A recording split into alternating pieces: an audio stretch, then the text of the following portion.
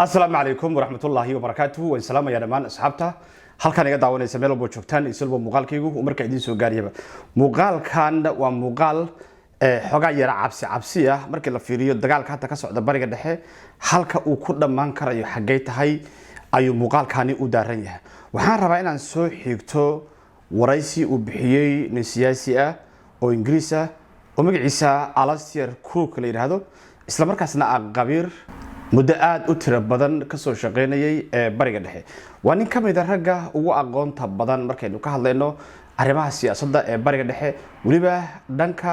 conflictiga ayuu muddo badan ninkan uu ka soo shaqeynayay Mareykanka Ingiriiska qaramada midoobay European Unionka hay'adaha ka socda ayuuna muddo badan uu ahaa la taliyay marka ninkan xog runtii cajiib ah oo ku saabsan dagaalka socda ayuu banaanka u soo dhiga marka waxaan rabaa inaan meelo aan ka soo xigto kadibna aan idin la wadaago arrin si weyn markaasi gudaha dalka Mareykanka iyo caalamka uga karsamaysa suurtagalnimadeeduna uu weyn yahay isla markaana cabsi badan markaasi laga muujinayo soo dhawaada meel joogtaan iyo sulba muuqaalkaygu oo markaa idin soo gaariyaba waa 10 March 2026 وانا markii labaad oo maanta hawada aynu ku kulmayno hadii inaan horay subscribe u dhignin channelka fadlan subscribe saarta si aad ula socotaan muuqaalada aynu halkan ku soo gudbinayno falanqaynta wararka ugu dambeeya iyo meelo kala duwan aad ayaad u mahadsantahay ma jeceshay waalidka inaad u samafasho mase doonaysaa inaad u hadiyadayso waalidiinta hadiyad qiimo badan mase ogtahay in cumrada Ramadaantu ay u dhiganto xaj haddaba shirkadda Al-Mustaqbal ayaa $300 oo kaliya kaaga soo cumraynaysa waalidka tobanka dambe ee Ramadaan iyadoo lagu soo duubayo fiideo laguna ducaynayo adiga iyo waalidkaaba laguna siinayo shahaado rasmi ah iyo biyo samsama haddaba hore u gaar fursadani qiimaha badan kala xidhiidh lambarada shaashada kaaga muuqda haddii aan bilaabo ninkan odayga ah ilaa dhowr qodob oo kala duwan ayuu ka hadlay mar dhawaan saacada ka hor xilligan muuqaalkan duubayo oo markaasi uu waraysi xasaasi ah oo markaasi uu bixiyay qodobka ugu horeeya oo ninkan uu ka hadlay waa gantaalada Iran maxaynu ka naqaanaa gantaalada Iran halka ay marayaan awoodooda nooca ay isticmaalayaan mustaqbalkooda iyo arrimaha ayuu aad ugu dheeraada wuxuu ninkan uu yiri gantaalada ay hadda jamhuuriyadda Iran isticmaalayso waa gantaalada oldi ah 2010 12 ilaa 13 ayaa markaasi ugu cusub gantaalada ay hadda Iran isticmaalayso. Explain what's happening now because they're sending fleets of drones. My supposition is they're not sending their most sophisticated weaponry one would expect so that they can deplete the interceptors. You're absolutely correct. In fact, what they're using is the missile inventory from 2012, 2013 at the moment. Very old missiles and simple drones. And their purpose is to deplete or to force Israel and the Gulf states. Wuxuu kala sheegay inay isticmaalayaan drones simple ama dronesyo aan aad iyo aad markaa u ahayn kuwa qatar ah ay isticmaalayaan buu yiri sababta Iran sida u isticmaalayso droonadaas simbalka ah iyo gantaaladaas hore ay u isticmaalayso ayuu wuxuu ku sheegay inay tahay oo kaliya in nidaamyada difaaca ee golofka iyo kuwa Israel ay noqdaan kuwa daala ama burbura danta dhan oo laga leeyahay hadda shaqada socota ayuu yiri waa inta wuxuu inta ku daray nidaamyadii dawladaha golofka ama qaliijka ayaa gabi ahaanba ay burburiyeen buu yiri diyaaradahan yar-yarka ah ee droneska ah iyo gantaaladan duqaha ah ee Iran hadda ay soo turturayso dawladda Qatar ayaa waxun gacanteeda ku hareen laakiin dawladihii kale ee qaliijka gabi ahaantoodba waxay noqdeen buu yiri kuwa markaasi la baabi'iyo to deplete their intercept capacities which they are doing and what we see now is that the Gulf ability to intercept even drones is almost zero. I think Qatar still have some intercept capabilities. Marka nidaamyo qaali ah oo Mareykanka iyo reer galbeedku ay lahaayeen ayaa waxa lagu burburiyay buu yiri diyaarado drones oo raqiis ah iyo gantaalo markaasi dhamaantoodba ah kuwa duug ah oo aan xataa ahayn kuwii ugu dambeeyay oo Iran markaa ay samaysato marka wuxuu yiri hadda ka dambeeya ay Iran qorsheynaysaa inay isticmaasho gantaaladeeda cusba iyo kuwii ugu dambeeyay iyo kuwii halista ahaa haday kuwa isticmaashana burbur xoog leh ayaa gobolka ka dhici doona ayuu yiri wuxuu ninkan u soo qaatay tusaale wuxuu sheegay gantaal magaciisa Coram Shar 4 la yiraahdo oo ah hypersonic waa gantaalka arkaysaan isla markaasna wuxuu yiri waa nooca cluster munition ka la yiraahdo waa nooca madaxyada badan caloosha ku wata ilaa ay 80 gantaal ba gantaalka weyn ku dhex jira ayuu yiri ninkan odayga ah. And subsequently they have started and they've been moving carefully, still using mainly older missiles. These ones that were made 20 years ago, some of them 2012, 2013, using these older missiles. But now they've just moved to the later ones. And the later ones are devastating. I'm talking about the Coram Shah 4, for example, which is a hypersonic missile. It flies at Mach 14. It has multiple submunitions, 80 submunition warheads in it, which are steerable, and like it's a multiple arrival of 80 of these small, if you like, warheads. 80 kaas gantaalna mid walbo kamida ilaa 20 kilo ayaa lagu qiyaasaya yiri culayskooda 80 koodan markii ay kala leexdaan waxay ku dhacayaan dhul ilaa 15 kilomitir kaasi isku jira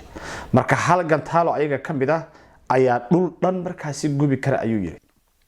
But each of these has a warhead of about nearly 20 kilos, so they're not huge bombs, but they're really significant. But if you have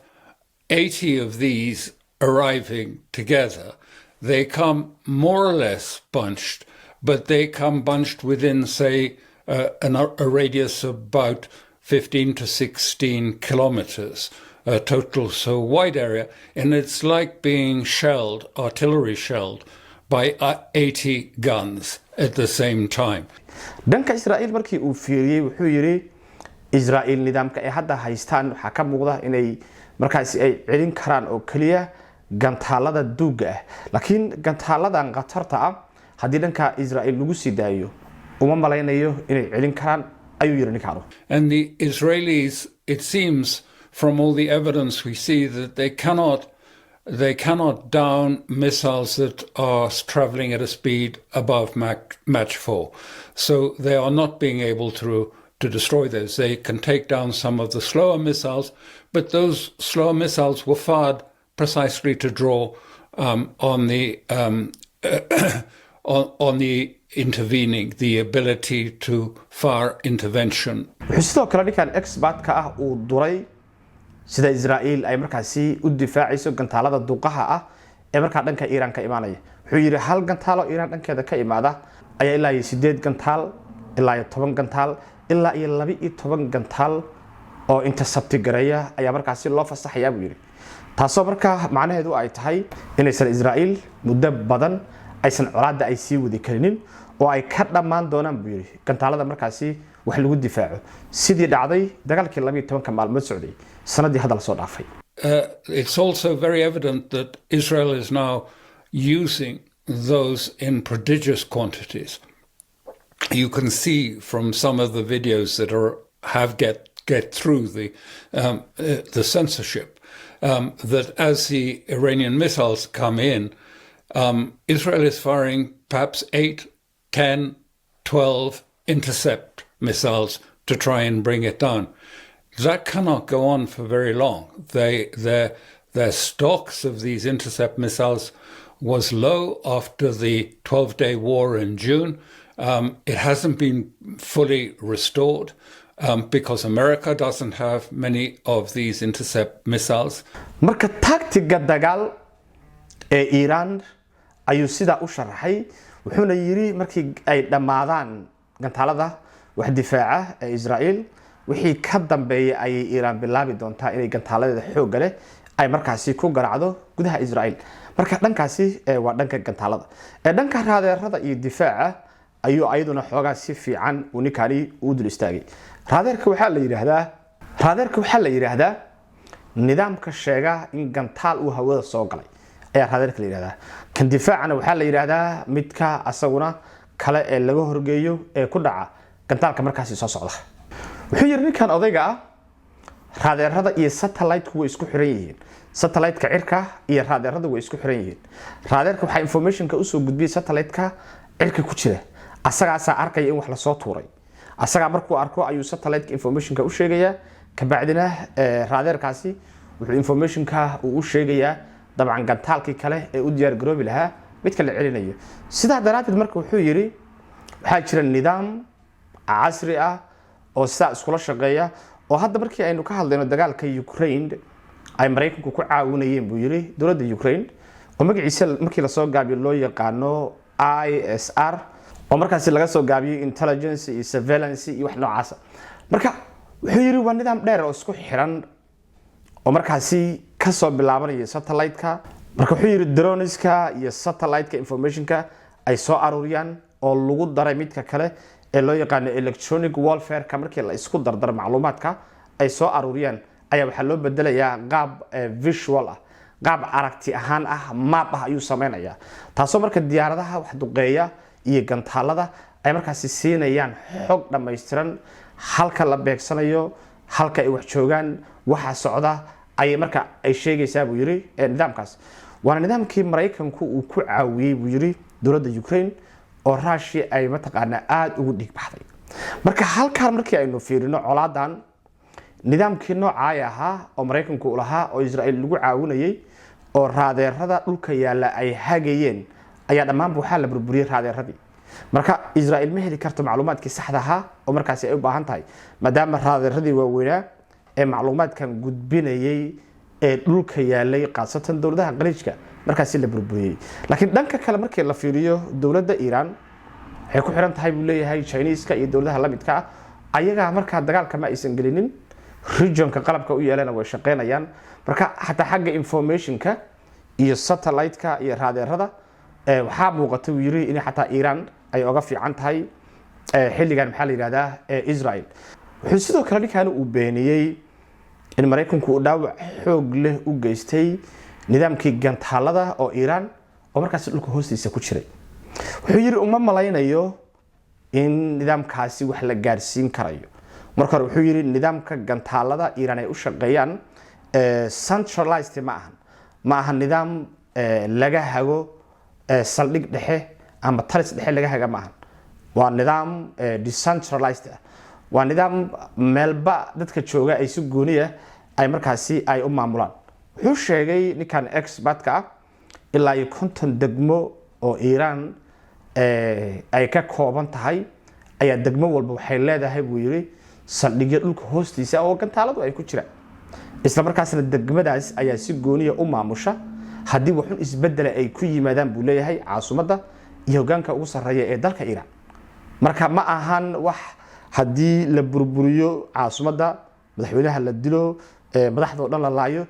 still Iran way dagaalami kartaa waana qorshe ay muddo badan ay ka shaqeynayeen buu yiri wayna kala madax bannaan yihiin buu yiri kontonka iyo 7 degmo nidaamka ay u dagaalami karayaan hadii dalka la mutaqaana in lagu soo duulo So we're seeing Israel and the United States target what they're saying are ballistic missile depots, launch sites. Do you have any sense of how successful those attacks are? Yes, well, I have a good idea that they are not successful. And I say that because the Iranians have adopted a very decentralized command system and a decentralized, if you like, control of missiles system.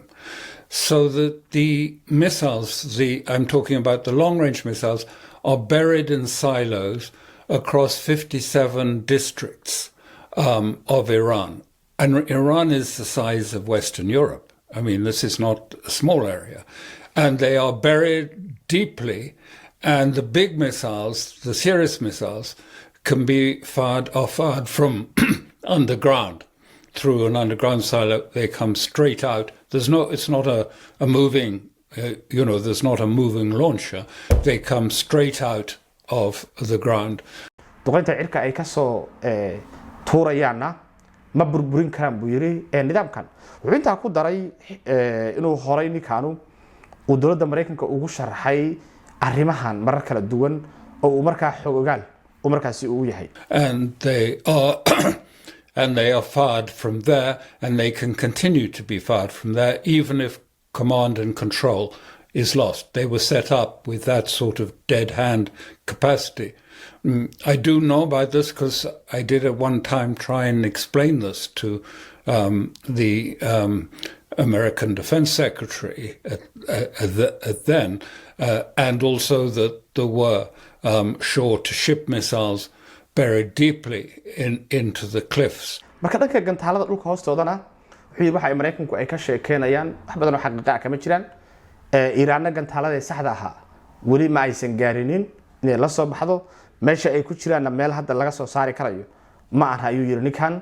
oo waa gantaalo muddo badan laga shaqeynayay dhanka kale waxa la weydiiyay maxay tahay sababta ay golofka ama dawladaha qaliijka ay Iiraan markaasi ay u burburinayso wuxuu ku jawaabay ninkaanu golofka waxa ku yaala saldhig weyn oo Mareykanku ay leeyihiin oo markaasi la yiraahdo Fifth Fleet kaasoo markaasi laga hawo buu yiri marinada muhiimka ah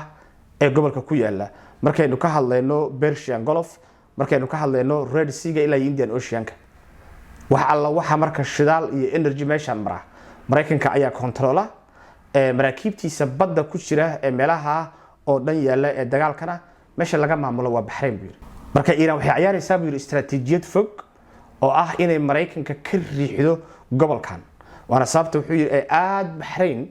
ay ugu weerarayso iyo saldhigga ugu weyn ee Mareykanku uu ku leeyahay halkan dabcan Chinese-ka iyo Russian-kuna qorshahaasi way kula socdaan oo qaabkii Russia loo dhiig bixiyay dagaalkii Ukraine ee la gashay ayaa rabaa Mareykanka iyo Israel markaan in ayagana loo dhiig bixiyo markaynu ka hadlayno